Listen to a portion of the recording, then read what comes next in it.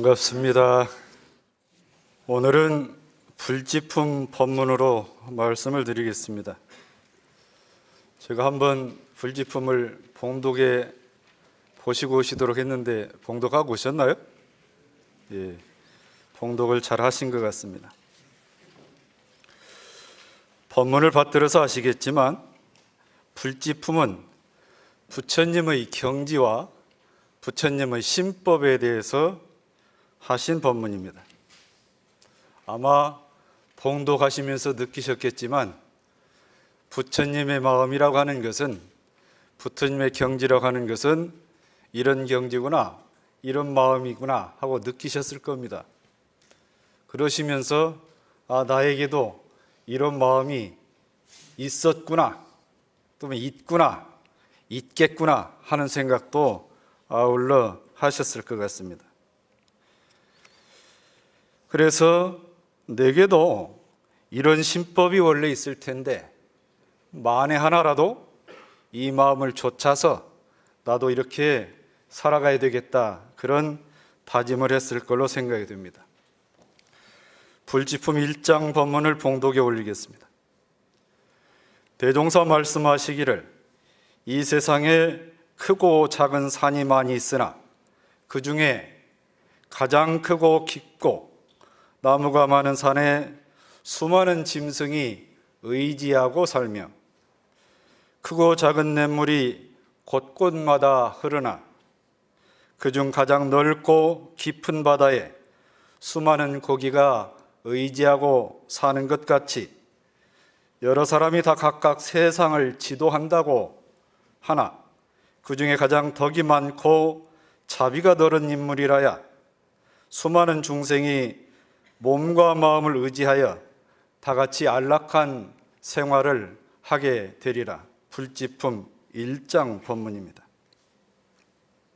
이 법문을 들으시면서 나는 자비심이 있는 사람이라고 여기시나요? 어느 교도님이 일전에 저한테 이런 얘기를 했습니다. 요즘 장성한 아들을 보면 나도 저 나이 때 저랬나 싶을 정도로 아이가 마음을 참 좋게 쓴다는 거예요.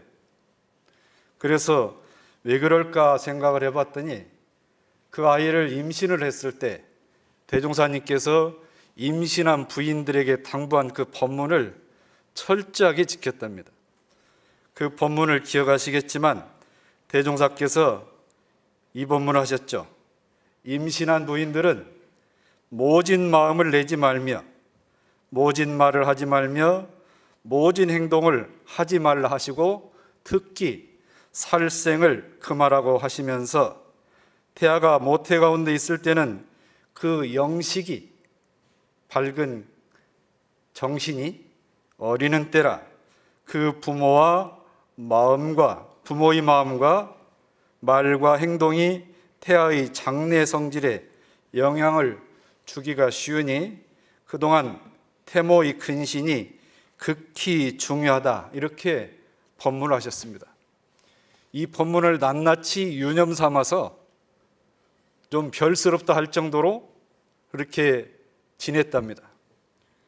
친구들이 너무 까다롭게 구니까 너 나중에 얼마나 잘난 아이 나는가 보자 그랬대요. 세월이 지나고 보니까 참 잘난 아이를 난 것 같아서 흐뭇하다고 이런 얘기를 한 적이 있습니다. 남자들은 임신을 못하니까 그런 경험이 없을 텐데 우리 여성분들은 아기를 가지시면 그 마음이 갖고 있었죠.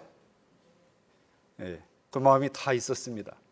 적어도 내가 내 안에 아이를 가졌을 때는 그 자비심이 갖고 있었습니다. 그리고 그 아이를 출생을 해서 자력이 아직 없어서 고집을 부리기 전까지는, 아이가 고집을 부리기 전까지는 그 자비심이 있었습니다. 근데 이 아이가 고집을 부리기 시작하고 자기 주장을 하면서 약간은 그 마음이 옅어지기 시작을 했죠. 원래 그 마음이 누구나 없었던 게 아니고 언젠가는 있었고 지금도 찾아보면 그 마음이 있습니다. 사람들을 대할 때 그 마음이 언뜻 잘 나타나기도 하지만 때로는 숨기도 하는 것이죠. 원래 없는 게 아닙니다. 우리가 불짚은 법문을 봉독할 때는 내 안에 있는 그 자비심을 찾아서 발현시키고자 하는 그 원을 세우는 마음이 있어야 될 것 같습니다. 자, 그런데 나는 그렇다 쳐고 가까이 있는 사람 중에, 가까이 계신 어른 중에 이 자비롭다는 말을 붙이면 긍정이 되는 면이 있죠. 자비로운 우리 할머니, 자비로운 우리 할아버지, 자비로운 어머니. 근데 이건 어떻습니까? 자비로운 내 아내, 자비로운 내 남편. 고개를 대체로 끄덕이십니다, 보니까. 자비로운 내 아내, 자비로운 내 남편. 그 마음을 가질 필요가 있다는 얘기죠. 도덕이 무엇인지 모르고 진리가 무엇인지 모르는 사람도요, 그분이 하는 행실을 보면, 그분이 평시에 일상사에서 자비롭게 행하면 그분을 누구나 존경하게 되어 있습니다. 반면에요, 어느 종교에 소속해 있든지 어느 단체에 소속되어 있든지 그분이 어느 위치에 있다라고 사람들이 평가를 하지만 일상에서 자비로운 마음을 베풀지 않으면 그 사람 위치가 어떻든지 간에 사람들이 존경하는 마음을 내지를 않습니다. 마하트마 간디가 이런 말을 했다고 그래요. 나는 예수님을 아주 존경하는데 크리스찬은 존경하지 않는다. 나는 서가모니 부처님은 존경하는데 불교 신자는 존경하지 않는다. 마하트마 간디가 이런 말을 했답니다. 이걸 우리한테 연결시켜서 나는 소태산 대종사님은 존경하는데 원불교 교도도 존경한다. 이렇게 해야 우리가 바로 사는 걸 겁니다. 그러시죠? 대산용사께서 말씀을 하셨어요. 중생들은 욕심이 주인이 되어서 항시 안에 있는 마음을 불러내는데 보살들은 자비가 주인이 돼서 항시 본 마음을 베풀어 쓴다 그랬습니다. 내 안에서 꺼내어서 베풀어서 쓰는 마음이 욕심이 주가 됐는가, 자비심이 주가 됐는가, 그 기준에 따라서 내가 일순간 중생일 수도 있고 일순간 짧지만 또는 길 수도 있죠. 부처의 마음이 될 수도 있다. 이런 말씀입니다. 자, 그러면 자비심이라 하시는데 자비란 무슨 뜻을 담고 있을까? 법문에 이러셨습니다. 큰 자, 대자는 천진난만한 어린 자녀가 몸이 건강하고 충실해서 성질도 착하고 보는 것마다 하는 짓마다 다 예뻐요. 예쁘니까 더 사랑해 주는 것이 그게 자입니다. 자, 부처님도 모든 중생을 볼 때 성질이 선량하고 사람 도리를 잘하고 가난하고 아픈 사람을 잘 도우며 지혜롭게 공덕을 지으면 그런 사람은 부처님도 역시 더 예쁘게 보면 이것이 바로 자입니다. 그러면 비는 뭘까? 비는 아이가 천지분간을 못하고 제 눈에 제 손가락으로 찌르든지 손에 칼이 있는지도 모르고 갖고 놀다가 손이 다쳐서 울고불고 난리를 하지 않습니까? 그런 부모 마음에 안타깝고 안쓰럽고 그래요. 안쓰럽고 그래 따둑거리고 안아주고 역시 사랑해주고 이걸 역시 일러서 비라고 한다. 이렇게 말씀을 하셨습니다. 부처님도 중생이 탐진치에 끌려서 제 마음을 태우고 제 몸을 상하게 하고 악도에 떨어질 일을 짓고 지은 대로 죄를 받지만 그 모습을 보고 안타까이 여겨서 안고 지도하는 그런 모습을 일러서 비라고 한다. 자와 비의 차이는 그런 차이가 있습니다. 쉽게 말씀드리면 자는 하는 짓이 예쁘고 사랑해서 더 예뻐하는 거고 비는 철이 없어가지고 제가 스스로 당하는데 울고불고 하는데 그것이 보기가 안타까워서 역시 따뜻거리고 안아주는 것을 비라 한다. 공통점은 잘하는 놈이나 못하는 놈이나 다 안아주고 사랑하는 것을 자비라 한다고 말씀. 자비라 한다. 그래서 부처님은 중생의 괴로움을 당신의 괴로움으로 하신다. 그래서 동체대비라 그럽니다. 중생의 괴로움을 당신의 괴로움으로 안다. 당신의 괴로움 안고 감당을 해주신다. 그래서 동체, 한 가지 동자, 몸체자, 동체대비라 한다 그럽니다. 그런데요, 성경에도 보니까 자비하신 하나님이란 표현을 써요. 근데 자비는 불교에서 쓰니까 성경에는 쓰지 말라고 할 수도 없고, 하나님도 자비하시다. 이런 부처님의 대자대비는 어떤 모습으로 나타날까요? 그 공덕이. 부처님이 대자대비하다 하시는데 그거를 비유를 하실 때 저 태양보다 따뜻하다 그랬습니다. 태양이 따뜻하면 얼음도 녹이고 추운 사람도 따뜻하게 해주고 그러지 않습니까? 부처님의 대자대비는 저 태양보다도 훨씬 따뜻하다. 그 따뜻한 기운을 하면 중생의 어리석은 마음이 녹아서 지혜로운 마음으로, 잔인한 마음이 녹아서 자비로운 마음으로 변하게 하고, 인색하고 탐내는 마음이 녹아서 베푸는 마음, 해시하는 마음으로 변하고, 사상, 아상, 인상, 중생상, 수자상의 차별심이 녹아서 원만한 마음으로 변하게 한다. 부처님의 마음이라고 하는 것입니다. 이거를 비단 부처님과 중생과의 관계뿐만이 아니라 우리가 살아가는 가운데 내가 내 마음에서 자비로운 마음을 발현하면 얼음장 같은 사람의 마음도 녹아나고, 사람을 차별하는 마음도 하나로 된 마음이 되고, 늘 원망만 하는 사람도 감사하는 마음이 나게 하는 것이 나의 그 자비심의 인연이 돼서 그 기운에 훈더히 적셔서 바뀔 수가 있다, 이 말씀입니다. 자, 그런데요, 부처님의 마음은 기운뿐만이 아니라 그 크기로도 말씀을 하셨습니다. 숲에요, 나무가 많으니까 숲이 깊으니까 많은 짐승이 의지를 하고 산다고 그랬습니다. 바다가 깊고 넓으니까 많은 물고기가 그 속에서 의지하고 산다는 얘기죠. 작은 산에는 적은 수의 짐승만 살 수 있고 냇물에는 작은 물고기밖에 못 살지 않습니까? 그 말씀을 빗대어서 해주셨습니다. 이 중생들은 그릇이 작아요. 그릇이 작아서 뭐 조금만 잘해주면 금세 넘칩니다. 금세 넘쳐요. 조금만 가졌다면 그걸 서로 차지하려고 하고, 이 중생과 부처님의 그릇의 크기는 사이즈가 달라요. 사이즈가. 대종사 계실 때 대종경이나 70분 법문을 보면 대종사님께서 어떤 사람도 차별을 하지 않고 얼마나 그 사람들 다 안으셨는지 많이 비었을 겁니다. 원불교 총부에 안도산 선생이 다녀간 뒤에 원불교 총부를 감시하기 위해서 일본 형사들이 감시하는 주재소를 설치를 했습니다. 2년간 감시를 하는데 한 사람은 일본 사람 형사였고 한 사람은 조선 사람 형사였습니다.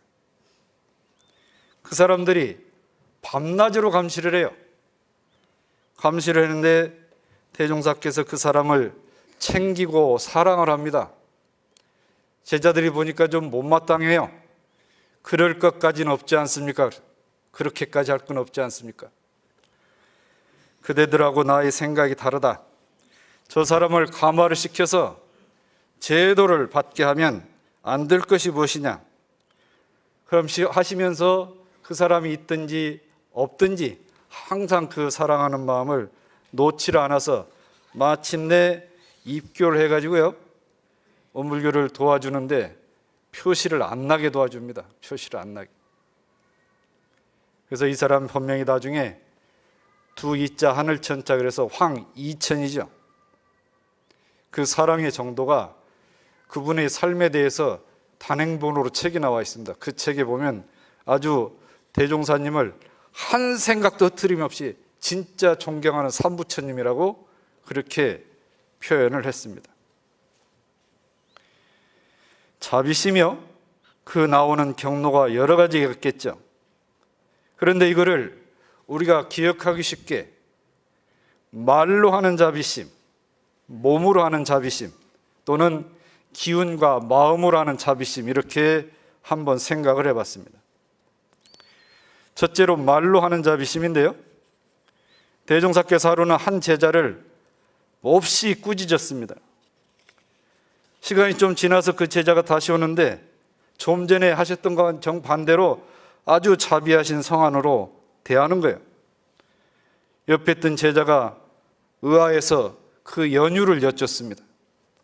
말씀을 하시기를, 아까는 그 사람이 끓이고 있는 사심을 부수기 위해서 그렇게 야단을 했고, 이제는 그 사람이 마음을 돌이켜서 바른 마음을 갖고 있으니까 그 마음을 북돋우기 위해서 그런 것이다, 이렇게 말씀을 하셨습니다. 말씀으로 자비심을 이렇게 전하신 거죠. 성산종사 계실 때 교도들이 선물을 가져왔어요. 시자가 그걸 대신 갖다 주면서 이거 누가 가져왔습니다 그러니까, 왜 그 사람 선물을 네가 가져오냐, 앞으로는 직접 갖고 오게 해라 그랬대요. 그게 네 선물이냐, 네 선물도 안 되게 네가 가져오냐, 인사치레를 왜 네가 하냐 그랬대요. 그 다음부터는 직접 와서 선물을 갖다 드리도록 했다는 겁니다. 몸으로 하는 자비심. 자, 이제 기운과 마음으로 하는 자비심입니다. 대종사께서 말씀을 하셨거든요. 아무리 큰 살림도 하늘 살림과 합친 것 같이 큰 살림은 없다. 하늘 살림. 아무리 큰 사람도 하늘 기운과 합한 사람 같이 큰 사람은 없다 그랬습니다. 살림살이가 있는데요, 하늘 살림이 있고 기운이 있는데 하늘 기운이 있다. 하늘 기운이 있다. 하늘 살림이라고 하는 것은 내 것이라는 국한을 두지 않고 살림살이라는 거예요. 이건 내 거야, 나밖에 못 써, 내 집밖에 못 써, 나만 쓸 거야, 이런 울타리를 치고 사는 것은 하늘 살림이 아니다. 그건 땅 살림이다. 하늘 기운은 뭐냐 하면 인간락이 아니라 천상락의 마음을 쓰는 그 기운이죠. 원근 친소, 가깝고 멀고 친하고 소원하다, 시비에, 이런 걸 따져가지고 기운을 전하는 것이 아니라 그거를 초월한 마음 상태에서 하는 것을 하늘 기운이라 한다. 대산종사께서 가장 큰 마음은 어떤 마음이냐? 허공과 하나 된 마음이다. 가장 큰 마음은 허공과 하나 된 마음이고, 제일 작은 마음은 뭐냐? 남을 용납하지 못하는 마음이다. 다른 사람을 용납하지 못하는 마음이 가장 작은 마음이다, 이런 말씀을 했습니다.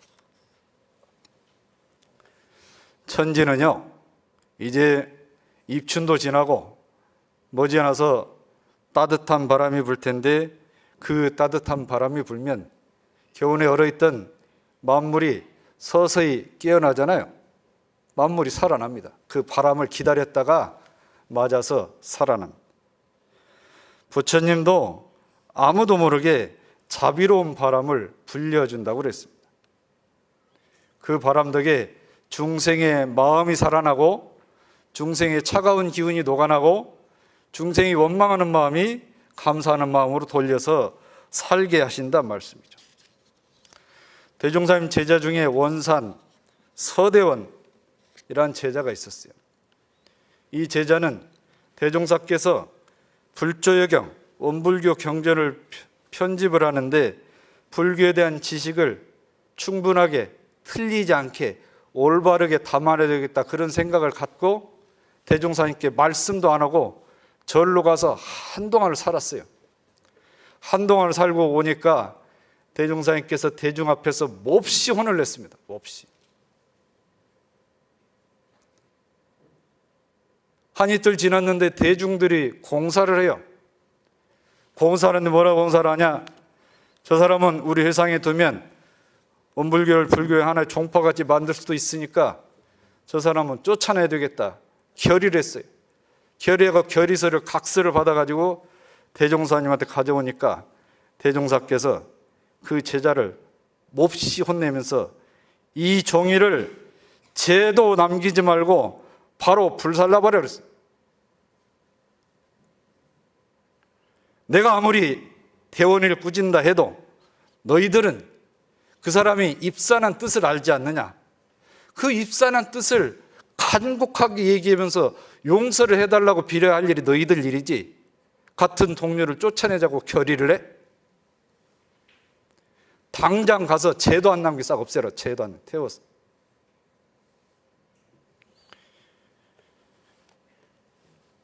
대산종사께서 서울 출장소장을 하실 때요, 하루는 서울시청 직원이 다 죽어가는 고아를 한남동 정각사에 있는 서울 보화원으로 데리고 왔어요.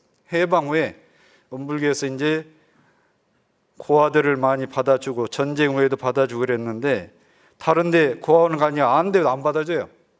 그래서 이제 은불교에서 보화원에 왔는데 시청 직원이 그래요. 시내 고아원 다 다녀봤는데 아무 데도 받지 않으니까 별 수 없이 이리 왔습니다. 그러니까 대산종사도 당신 혼자 결정을 못하게 생겼으니까 보안을 담당하는 조일관교무를 불렀어요.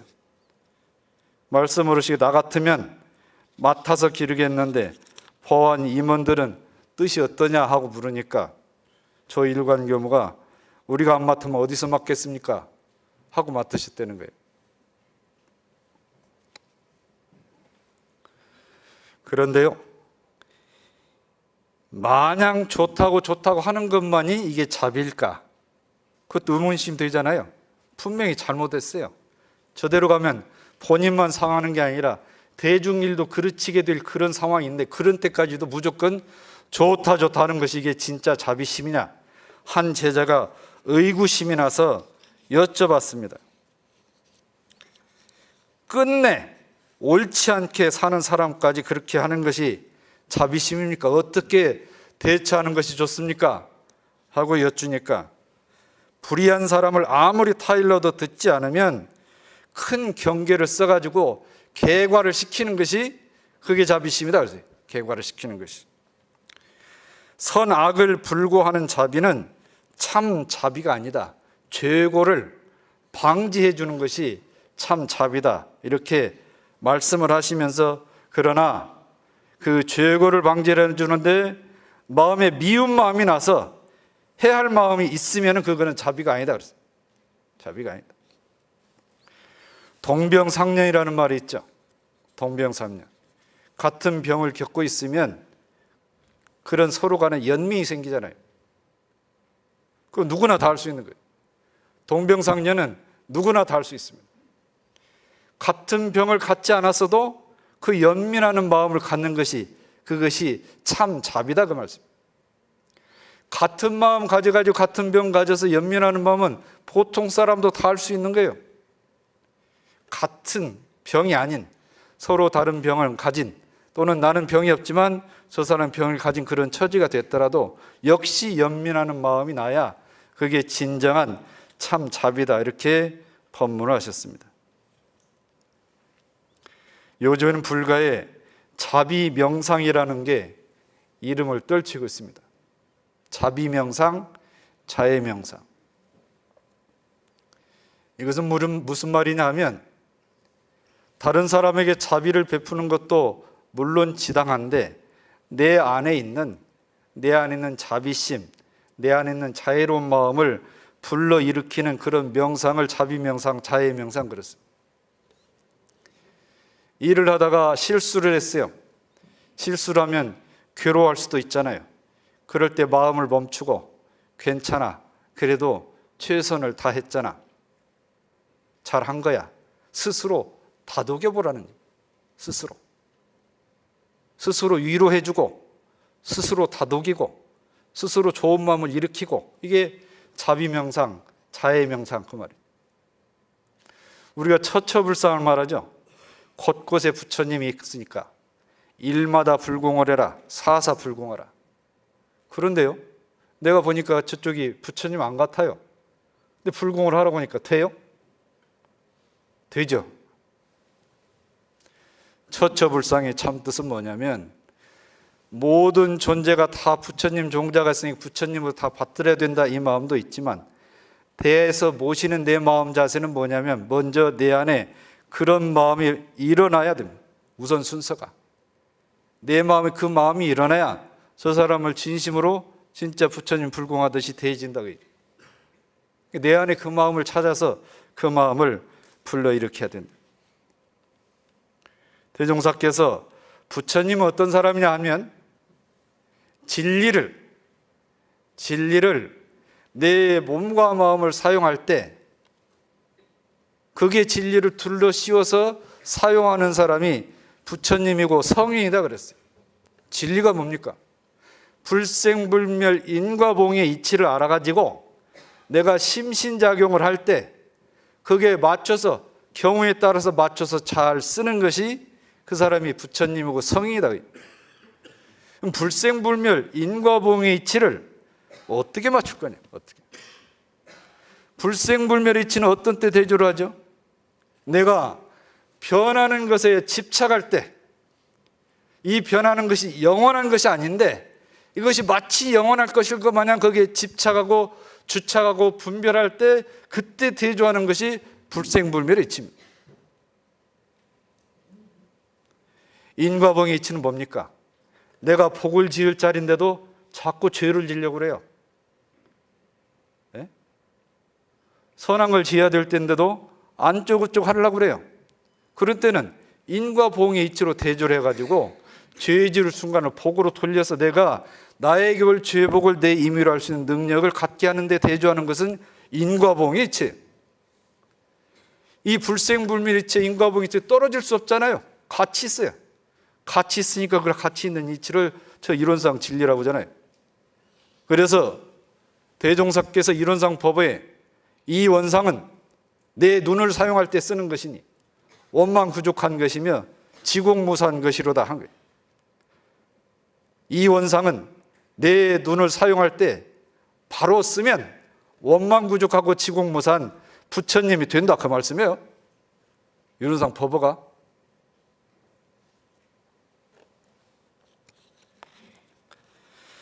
자비로운 사람이란 늘 살리는 말을 하는 사람입니다. 늘 살려주는 말을 하는 사람이 자비로운 사람입니다. 자비로운 사람은 누구나 기댈 수 있게 품이 아주 넓은 사람입니다. 누구나 기댈 수 있게 품이 아주 넓은 사람이 자비로운 사람입니다. 자비로운 사람은 해보다 따뜻한 기운을 가진 사람입니다.